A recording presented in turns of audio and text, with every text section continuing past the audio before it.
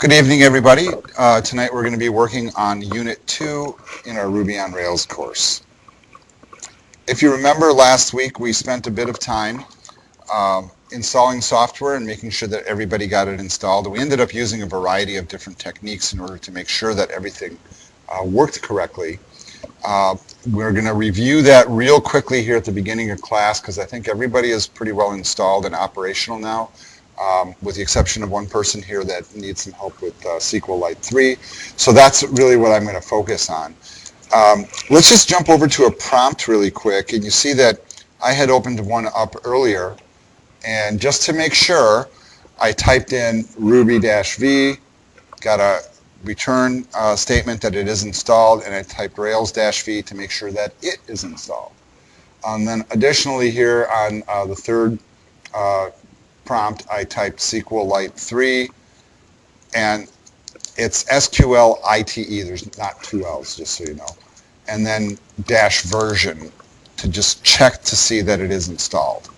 You know, and with the SQLite 3, the version number isn't really all that critical, frankly, and you can see that that version dates back to 2016. Anyhow, they haven't updated it for a while, and in my mind, doesn't really need it. It works just fine. And at least I have the peace of mind now that everything is working. And I will tell you as you're listening to this video that I had a little bit of a problem with my computer equipment over the weekend to the point where the techs here had to give me a different computer. Unfortunately, they were able to pull my drives out and just move them to the new machine and didn't miss a beat, you know, so everything is working just fine. Same data, different machine. And that's really kind of a good way to do it. All right, so let's do this. In order to install SQLite 3, we're going to jump back to Unit 1 really quick and then scroll down to where the install instructions are at the bottom of the page.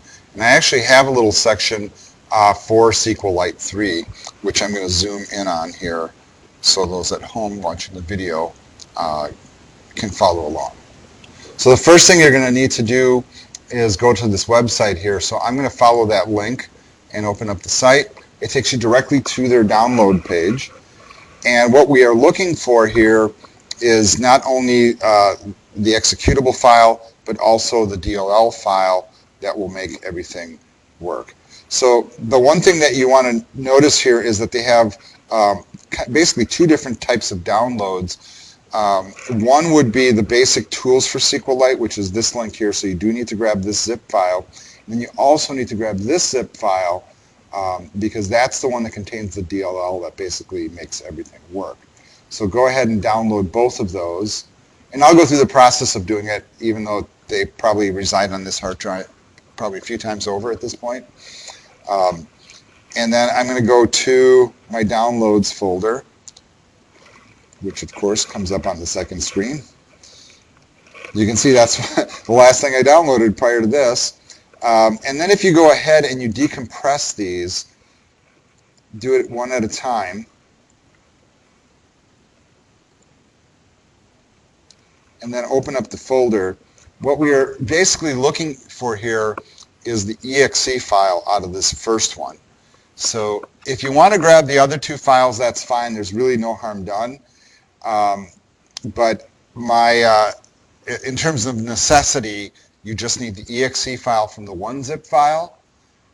And then if you go back to the previous, I'm trying to get myself there, and you grab the 64-bit preferably, you would then grab the DLL file. Like I said, no harm done if you grab all the files from both. And then what you need to do with those is you need to place those in the Ruby bin folder. So let's go to that location.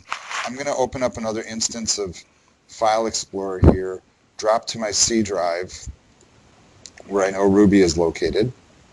And then I'm going to go to the Ruby folder, into the bin folder, and then those particular files that we just pointed out will get dropped in here. So you can see that I have the SQLite 3 DLL and the SQLite 3 exe file in the folder.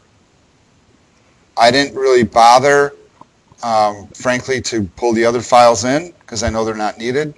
But there's no harm, like I said, no harm done if you pull them in. It's just extra resources that you probably will never use. All right. The DLL file from the one and the exe file from the other. And then you should be all set.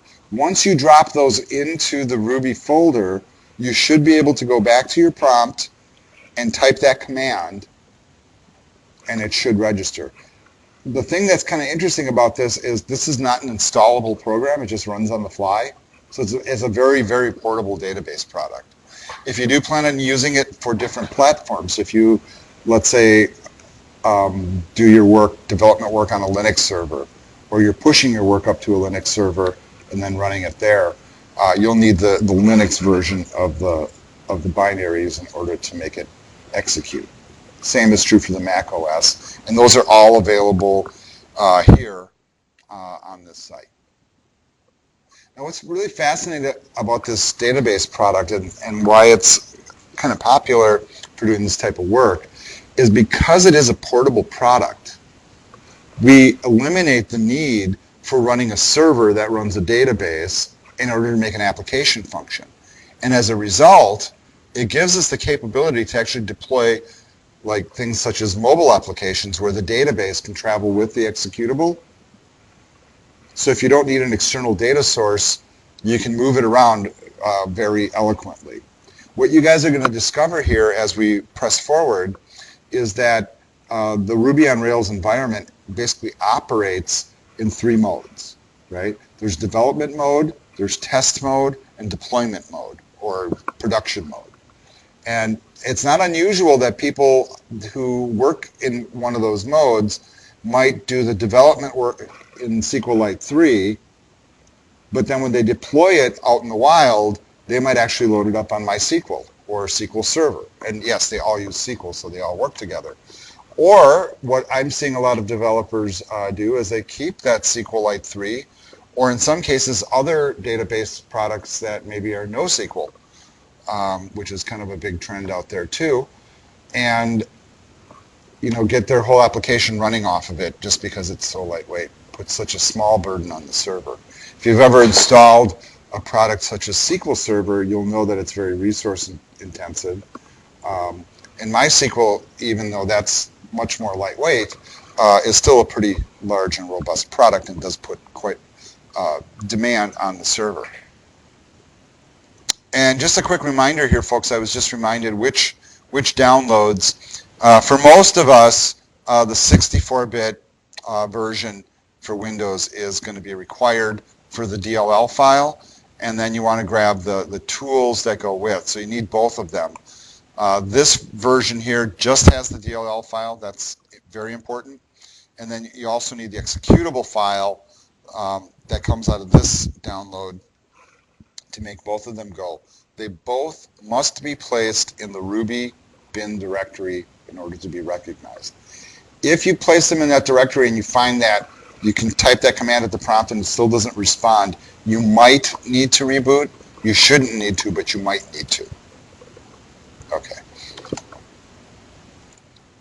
Okay, now that we have that business out of the way, we're going to jump back over to the core shell here, where I'm going to be moving back to my Unit 2 folder. You see I'm trying to bring up the interface here so I have my sidebar. Some of these new improvements to Blackboard, which are more responsive, sometimes have me searching a little bit for the interface controls, but I am getting used to it. All right, so the objective of Unit 2 is to basically get through the first 3 chapters of the book. Chapter 1 is basically an overview of the technology we're working with. Chapter 2 helps you install and then build a basic application, sort of in line with what we've done already. And then Chapter 3 actually starts to dig into the fundamentals of the Ruby language, which hopefully you've been working through that one online tutorial, I'm hoping, and made some progress with that. So you guys, if you haven't done that yet, make sure you do go back to Unit 1, follow the updated link, and try the exercises. All right, so here we go. I'm bringing up the PDF, and I'm going to jump over to Chapter 1. And you'll notice as we go through here that at times I will have some highlights in the book, and sometimes I add more. But let's talk about the Rails framework. The book that you guys are working from is not called Ruby on Rails, right? And usually when we hear about this technology, we hear it in that phrase, right? And the reality is, and you guys should know this, I'm hoping already, that Rails is just a web application framework, a tool for building websites that sits on top of the Ruby programming language. Rails relies on Ruby as the underlying language in order to function. This technology has been around for a while, a good decade or so, and it's had its ebbs and tides in popularity. There was a time where this seemed like it was almost kind of taking things over, which is one of the reasons why we included it in our web development degree. And real importantly, it utilized Ruby, which is a very modern programming language. That's an interpreted language, kind of like JavaScript, which has a lot of really powerful capabilities, real clean syntax, kind of like Python. And then when you combine that with this rapid application development framework sitting on top of it called Rails, you would then come up with this Ruby on Rails and that whole moniker, basically. The book, though, really does focus on Rails as the primary technology because, folks, that's really, as web people, that's our primary concern. The programming language that you're going to learn is Ruby, and that's really one of the first in-depth things we're going to do here in class. But it's somewhat superficial.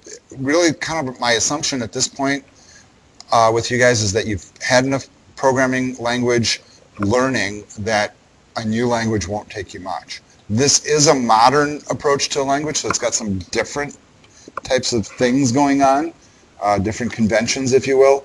But once you learn them, they're not really that bad. And you know what? The way that Ruby is written as a language by intention is one where you can look at it and go, oh, I get it, without ever really, having formally learned the language. And chances are you can probably guess at the syntax for most of the things you want to do without even looking anything up, which is kind of an astounding type of thing, really. Obviously that's going to be more prevalent for people who already know how to program than people that don't. But if you have any recognition of other interpreted language like JavaScript or Python, you'll notice an extreme similarity between some of the things we do here and some of the things we do there.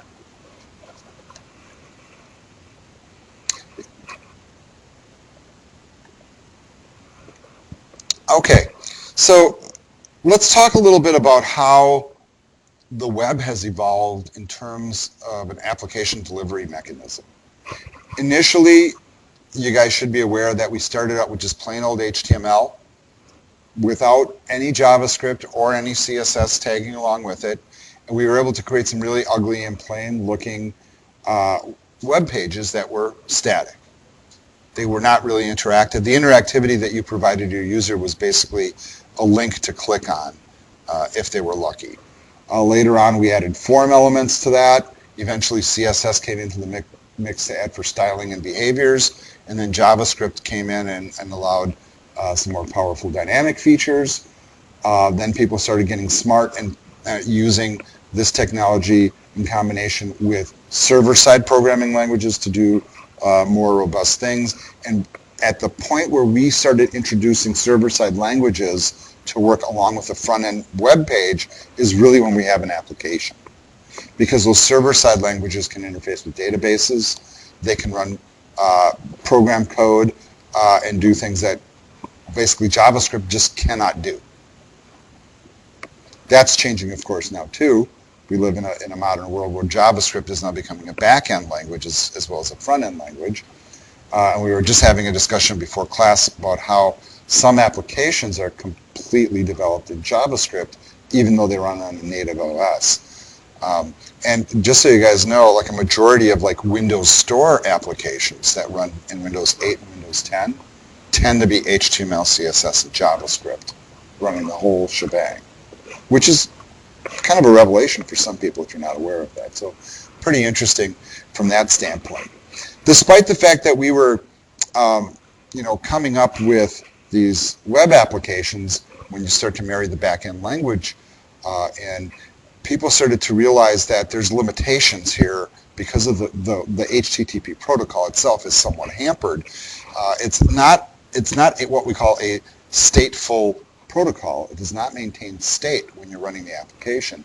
So in order to be able to mimic a real operating system application, we have to do a lot of server-side tricks, usually with PHP or ASP or JSP or one of those types of languages, in order to make it behave like a real application. There are advantages, significant advantages to using web-based applications, though, because as a browser, as an interface, we don't have to wrestle with a lot of delivery issues, right? So think of like the challenge when you guys get a new computer. What's one of the first things you do? You sit there and you do updates, and then you download all your software and install it, and hopefully it installs right. And I mean, just think of like Visual Studio. Oh my God, right? The pain that can be to install and run. The beautiful thing about a web application is, hypothetically, that a web application can run on any device that supports its technology, which is just about every device. In fact, chances are your automobile could probably run some of the applications given the way the architecture is put together. So the fact that it can run on any platform doesn't really need a lot of resources technically. It really becomes a very attractive way to distribute software. And that's really why there's been the rise of what we call the web applications. And that era really has been going on for, I would call it about 20 years now, mid to late 90s, and to where we are now. Things have evolved significantly. So one of the things that attracts people to working within a framework is the point that when you work within a framework, it's assumed that you have certain things that follow the framework that basically give you a good starting point, in essence, to create something powerful. Notice the bullets that the author has identified here relative to this particular framework. Now, some of you may have heard this term for the first bullet called full stack. And this is a term that's really gaining in popularity quite a bit. In fact, the big movement right now out in the field is full stack JavaScript developers, where JavaScript is now the back-end language as well as the front-end language. It's a huge movement. But Ruby on Rails was doing a full stack well before JavaScript was trying to do it, and in some ways does it better. Might not be quite as user-friendly, but once you figure out how it operates, it's really kind of a pretty cool tool. All this technology is open source, so hypothetically, you can get the source code, compile it yourself, make your own alterations, tweak the language any way you so see fit. I don't know why you would bother, frankly, but it is open source. The benefit, of course, of an open source framework is the fact that you have a community that supports it and improves it and develops it. So when there's bugs, people find them and they patch them. That doesn't always happen with proprietary software quite as smoothly. So that's always a really good model for rapid advancement. The fact that it is cross-platform is a good thing too. And we're working in Windows here in this class, but really Windows is kind of like the afterthought operating system in this environment. Most web servers operate on Linux platforms, so the technology is very Linux-centric. In fact, when you look at the examples in the book, you'll see command prompts that look like Linux prompts, and you'll get to know those as we go. The nice thing is with the port over to Windows, everything works essentially the same. You type the same commands, and the behaviors are, for all intents and purposes, identical. Additional thing that you should see is here he's pointing out the fact that a good framework provides you with a place for everything. So that's kind of a tall order, I suppose. But yes, it provides you with all of the structure that you need to build the application.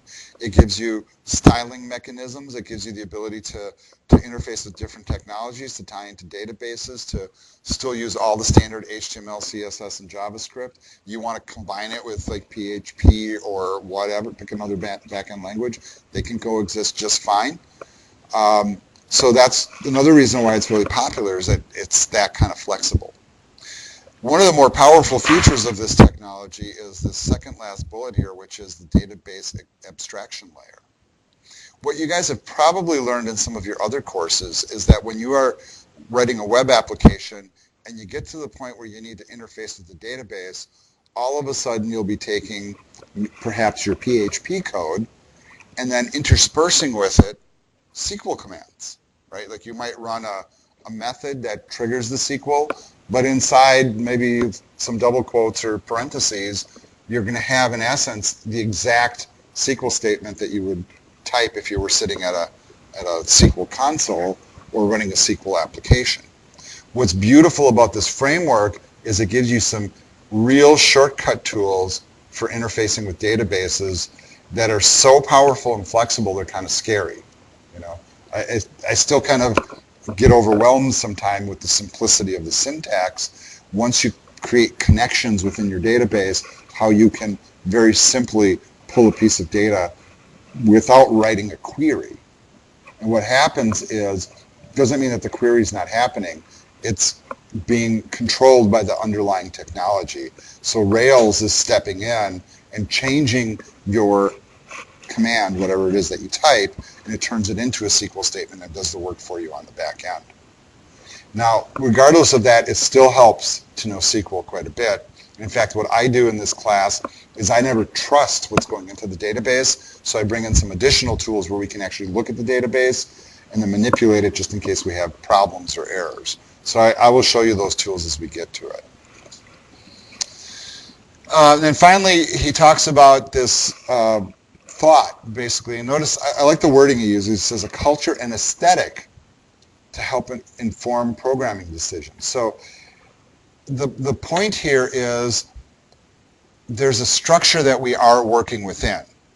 But instead of it feeling like it's confining you, and I'm hoping you guys feel this, the author points out the fact that you might actually feel kind of liberated by it, because you'll see that sometimes you can literally guess at the syntax, and it might not be the syntax the book uses, and it's still right, which is even stranger, right? So there's this weird flexibility that comes with it. So when they were designing this technology, they try to keep all of those things in mind, and they created this framework called Rails. You can see that the first version was released back in 2004, so really it's not all that old, but you know, it's a while ago. And it's been undergoing constant revision through this process, constant revision. And in fact, you'll notice that this book was written around Rails version 4. Currently, Rails is in version 5 point something, and I forget what the actual version is. So with that being said, please keep in mind that some commands that we will see written in the book, and I have most of them already notated, won't work exactly as notated in the book. Or when you type in a command, you might see that the resulting output looks a little bit different, but that does not mean it's not working. So don't expect everything to be exactly like the book, either going in or coming out. And I will do my best to guide you through that so it doesn't throw you off. All right. So one thing they do point out is the fact that Rails does run on top of Ruby. So really it does use Ruby to do all of its work. So it doesn't mean that we're learning, like, is Rails a language? Not really. It's a framework. It's just a structure for an application. It is not anything that is like a particular language. So the language is still Ruby, and you see that they do some comparisons to other languages. You notice it says that Ruby is a programming language, and you probably have never heard of it. A lot of people have not heard of it. But it is most adept at doing this kind of work working with the web. You don't have to use it just for doing web applications, though. You can actually use it to write regular applications for a computer system, and some people do. Okay. Some of the real key features of Ruby. Notice an interpreted. What does it mean to be interpreted? Okay, and yeah, and it's not compiled. So we don't have to compile the code into a binary in order to execute it. And that's pretty huge. That means we can type Ruby commands at a command prompt like you can at a console in JavaScript, and it just does it. Or I can write it into a file, and it just does that. But it is not formally a compiled language. It is object-oriented, and it is considered a scripting language by definition. The syntax is kind of bizarre at first.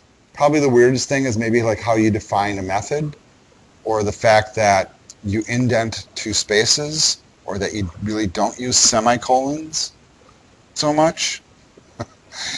There's kind of like these weird, uncomfortable things that if you're not used to a language like this, it's very modern in its approach. What makes the language a scripting language is that it is not compiled.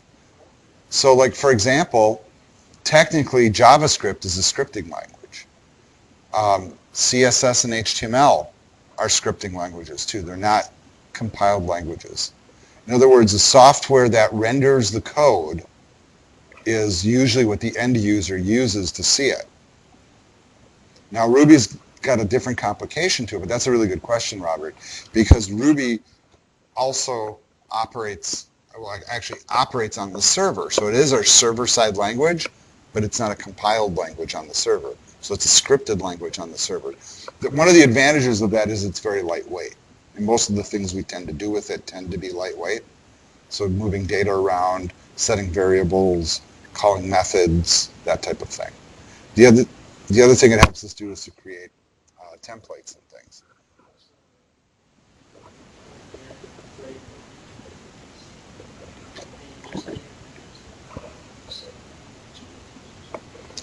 Okay, that's a really good question. So the question is, I'm not really understanding exactly what a framework is, right?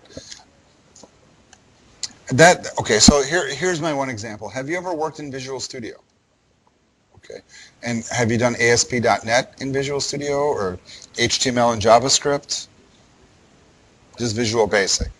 Okay, when you launch a project in Visual Studio, you go to the menu and you say New Project, and then you select what kind of project you're going to create. Those types that you're selecting from are, in essence, frameworks. What that means is when you create the project, it will pre-create certain things for you. In some cases, you might create an empty application that has nothing in it. In other cases, you might create an application that has JavaScript added. It might have certain folders pre-created. It might even have web pages pre-created. So a framework is something that helps you get the project started. Okay, so it would be kind of like building the skeleton of a house, but you still have to add the drywall and the carpet. And so that's not a bad way to think about it.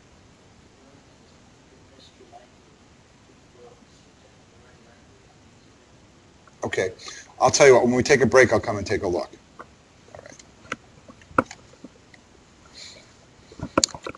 All right. Some of the other things that I want to point out here, and I'm going to actually scroll down and go past this section now. We've already looked at the Ruby language site in the previous weeks, but I want you guys to remember that you can always go back to it and look things up. They actually have a few tutorials on that site that you can follow. I don't find them to be the smoothest of tutorials, frankly, but they're not too bad. I don't think they update them very much is kind of my point. So you might run into a couple things that are a little bit challenging. Now, because Ruby and the Rails framework were both developed in a modern era, HTML, the scripting language or the markup language that we know so well, was really kind of developed in an era that was pre-web applications, which is ironic because it's our main language, right? But because Rails was developed in a modern era, it was developed with a modern mindset. So there's this thing called the Agile Manifesto that the author is talking about here. Those of you that take my web project management class, at one point we cover this topic a little bit. And if you go out looking for work these days, there's a good chance you might run into some job ads that would say, familiar with agile development techniques, or using agile methodologies. And you know what? What is agile? I'm going to tell you what. It is such a simple thing that the whole thing exists on one web page. So if you follow the link in the book, this one single web page contains the entire, what they call, manifesto. But let's read this really quick, because I think this is, like, in terms of computer history and relevance, this is a really important document. So notice the first little blurb there. It says, we are uncovering better ways of developing software by doing it and helping others to do it. Through this work, we have come to value. So notice, even in that little intro blurb, is they're using the we. They're using it as a collective. So in other words, the promotion here is not necessarily proprietary software. They want everybody to learn how to code. We can do it together, and I can teach you how to do it too. All right. So with that open source mindset, because this is really where it stems from, they came up with these thoughts. And notice how some of the words are larger than the others, and that's not by mistake. So it says, this is what they've come to value. Individuals and interactions over processes and tools. Working software over comprehensive documentation. Customer collaboration over contract negotiation. Responding to change over following a plan. That is, while there is value in the items on the right, we value the items on the left more. And notice the stuff on the left, individuals and interactions, working software, collaboration, and responding to change. That is really kind of a roadmap for open source in many ways. These ideas, I will tell you, did not originate necessarily with this group, but this group that put them together into a manifesto and uses it as a guiding principle is a pretty important thing in terms of the software world. There are large companies that follow this as a method for developing their software and teaching their employees how to work together. And why? Because it's effective. Just as simple as that. Open source, when I was still in school, open source is kind of a fresh thing, and there was a lot of open source software out there, but it wasn't really hammered into place with the GNU public license.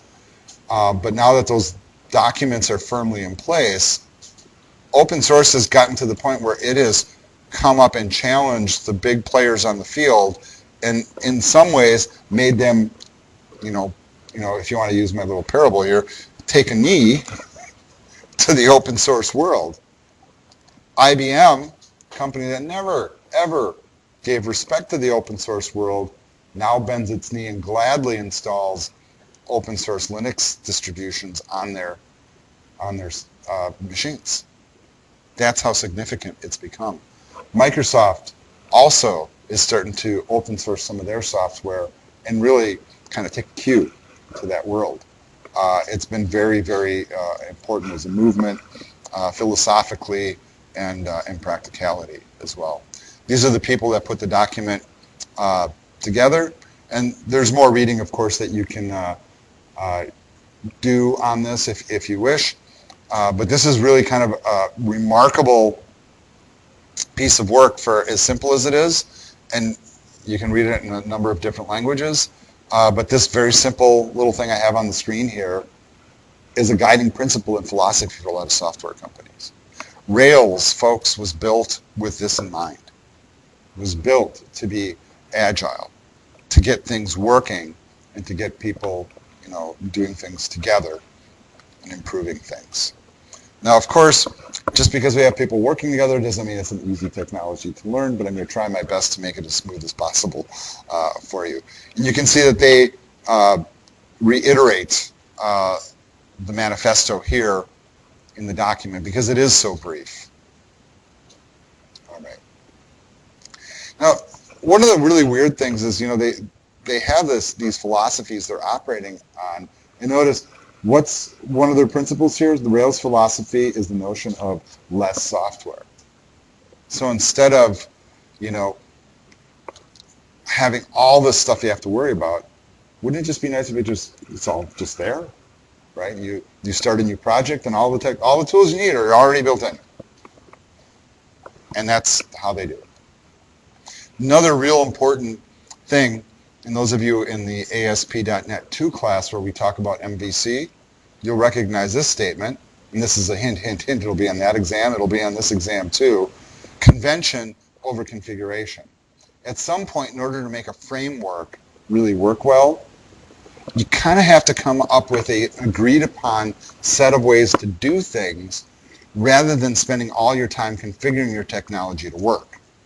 So instead of, worrying about which version of jQuery we're going to throw in, or I don't know, think of like a dozen different things that you might think about for working on a piece of software.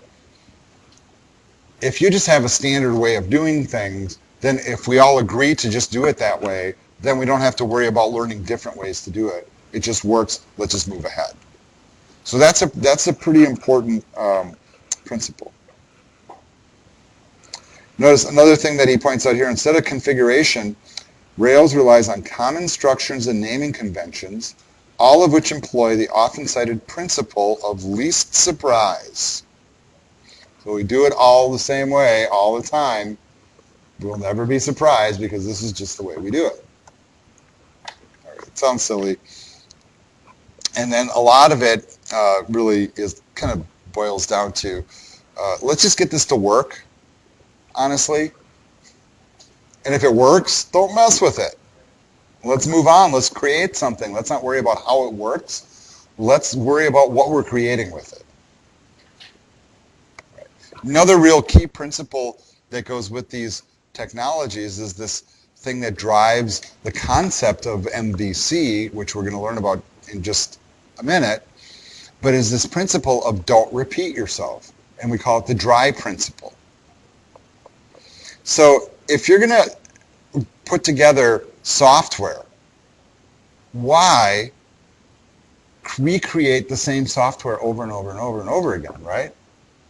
If I can type a command and just by virtue of typing the command and create all the tools I need to do complete database interactions, and it works, I don't have to sit there and code that out.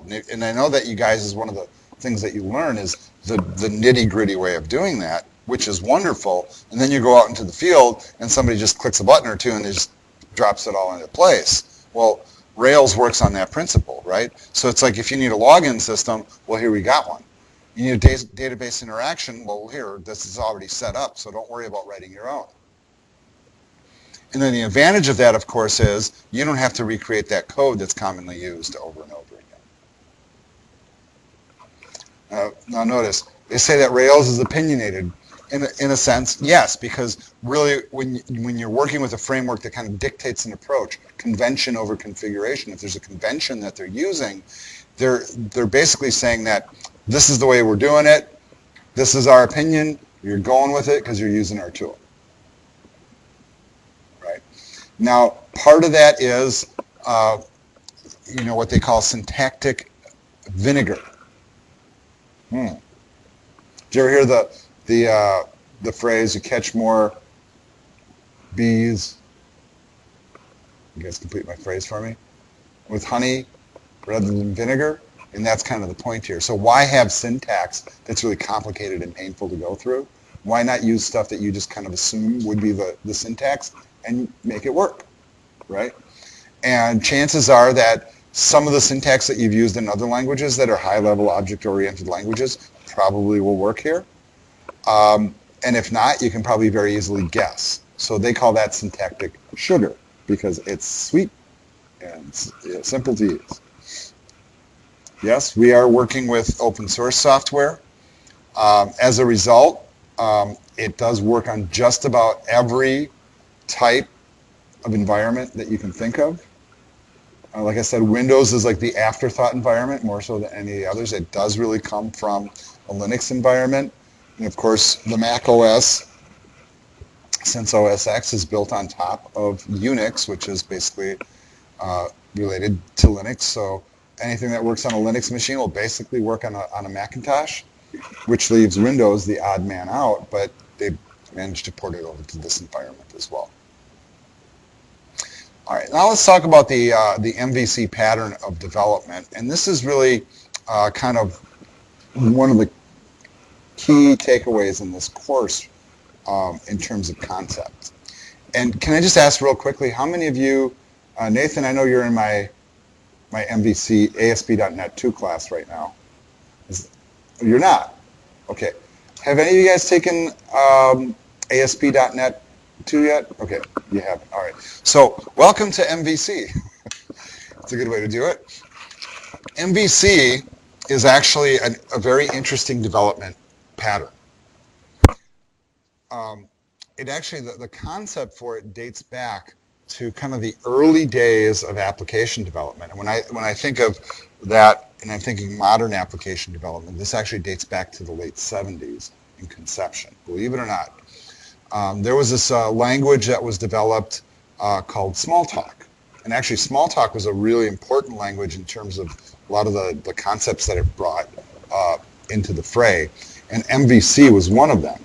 Here's the conception behind MVC. MVC recognizes that when you are building an application, that there's certain things that you always do in an application.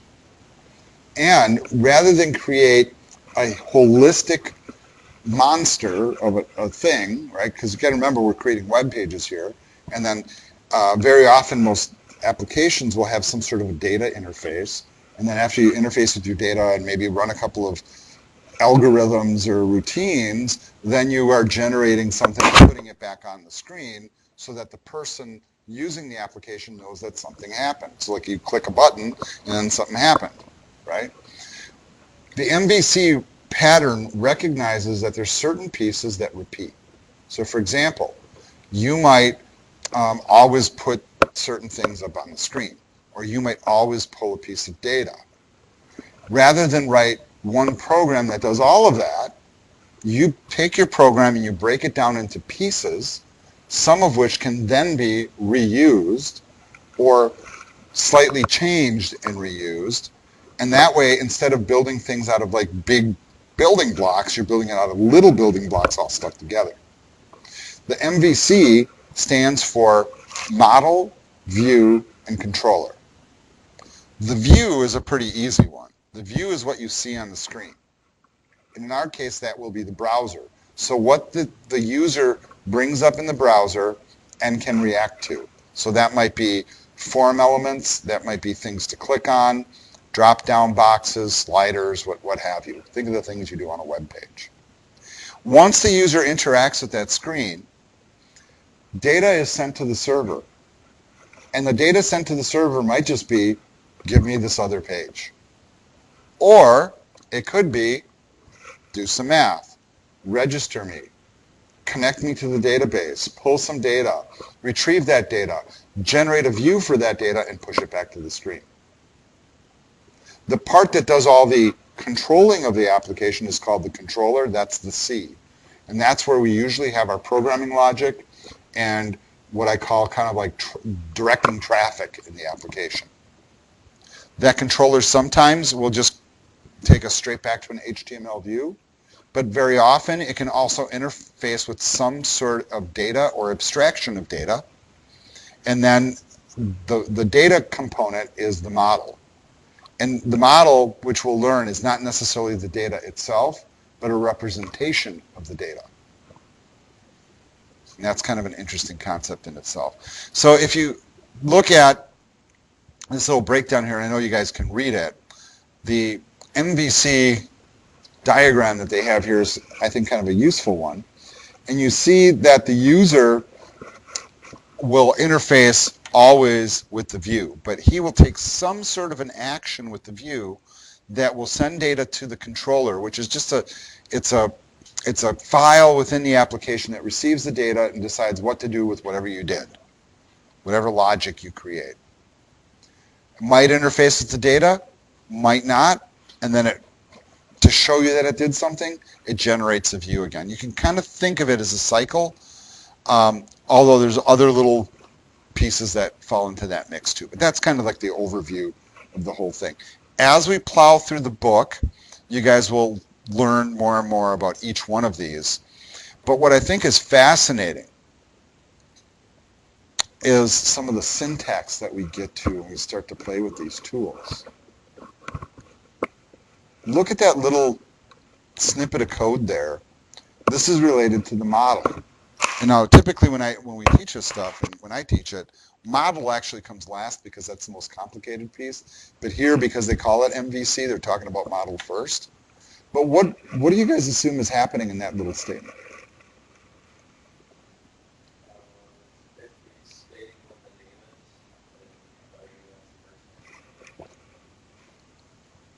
Okay.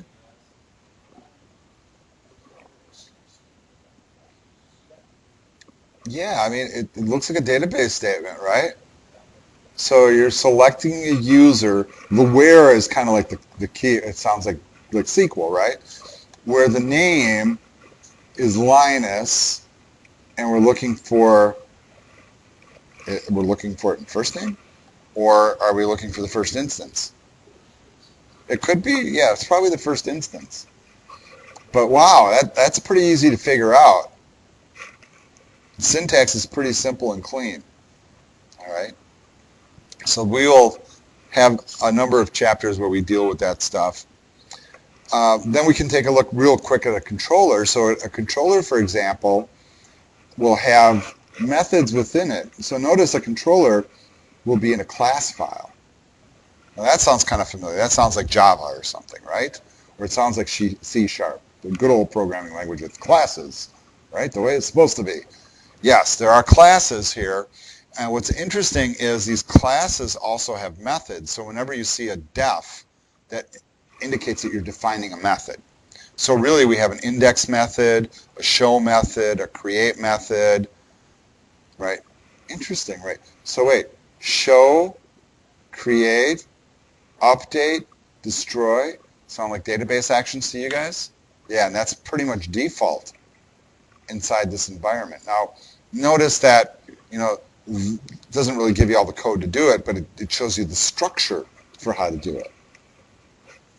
And then what happens is when we run a page and we click on a link, we might ask it to show us something, or to create a new entry for the database, or to update a record, or to delete a record. And those mechanisms are just kind of automatic. But it is the traffic director for the whole application. The views, of course, are the thing that we see in the environment.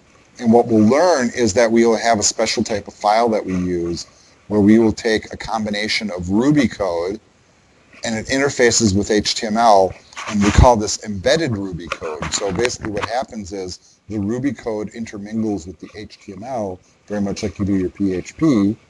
It runs server side and turns it into HTML to render your view.